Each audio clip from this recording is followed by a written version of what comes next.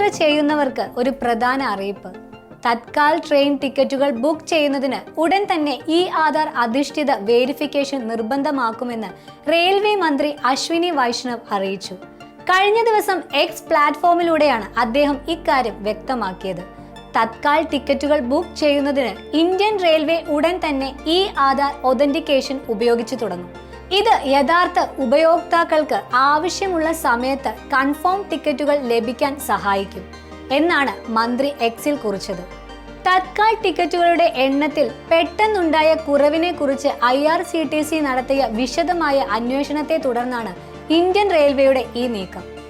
അന്വേഷണത്തിൽ ഏകദേശം 2.5 കോടി വ്യാജ യൂസർ ഐഡികൾ IRCTC നേരത്തെ ഡീആക്ടിവേറ്റ് ചെയ്തിരുന്നു. ബോട്ടുകളും ഏജന്റുമാരും ഒരുപോലെ തത്കാൽ ബുക്കിംഗ് സംവിധാനം ദുരുപയോഗം ചെയ്യുന്നതായി അന്വേഷണത്തിൽ കണ്ടെത്തി. റിപ്പോർട്ടുകൾ അനുസരിച്ച് ഈ പുതിയ സംവിധാനം ഈ മാസം തന്നെ നിലവിൽ വന്നേക്കും.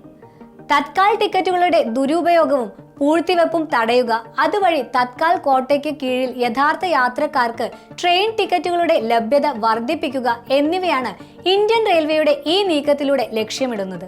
നിലവിൽ തത്കാൽ ടിക്കറ്റുകളുടെ പ്രധാന പ്രശ്നം അവസാന നിമിഷത്തെ ബുക്കിങ്ങിനായി മാത്രം ഉദ്ദേശിച്ചിട്ടുള്ള ഇവ പലപ്പോഴും പൂഴ്ത്തിവെപ്പിനും ഏജന്റ് ബുക്കിങ്ങിനും വിധേയമാകുന്നു എന്നതാണ്. ഇവർ ടിക്കറ്റുകൾ കരസ്ഥമാക്കാൻ വഴിവിട്ട മാർഗങ്ങൾ അവലംബിക്കാറുണ്ട്. പുതിയ ഈ ആധാർ നിർബന്ധമാക്കുന്നതിലൂടെ ബുക്കിംഗ് സമയത്ത് ഉപയോക്താക്കൾ അവരുടെ ഐഡന്റിറ്റി ഡിജിറ്റലായി സ്ഥിരീകരിക്കേണ്ടി വരും. ഇത് വ്യാജ ഇടപാടുകളും പൂഴ്ത്തിവെപ്പ് പ്രവർത്തനങ്ങളും തിരിച്ചറിയാനും തടയാനും ഇന്ത്യൻ റെയിൽവേയെ സഹായിക്കും. ഫലത്തിൽ ഈ പ്രക്രിയ കൂടുതൽ യാത്രാ സൗഹൃദമാകും. യഥാർത്ഥ യാത്രക്കാർക്ക് തത്കാൽ ടിക്കറ്റുകൾ എളുപ്പത്തിൽ ലഭ്യമാക്കാനും ചൂഷണം ഒഴിവാക്കാനുമുള്ള ഇന്ത്യൻ റെയിൽവേയുടെ ഈ സുപ്രധാന നീക്കം സ്വാഗതാർഹമാണ്.